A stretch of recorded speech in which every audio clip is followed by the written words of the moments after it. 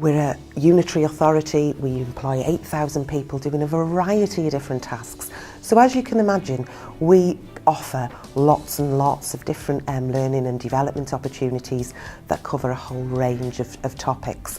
But key for us at the moment, our big focus, and has been over the last 3 years, is the development of management training, and specifically developing our managers in line with the needs of the organisation and actually the strategies and plans that we have overall. We've got vocational qualifications for managers here that actually go from level 2 right up to level 5, and that enables people to actually plan their career. And for us, it allows us to prepare people with the right skills ready for the next move. Just do it. It is absolutely one of the most rewarding things you'll do as a learning and development team.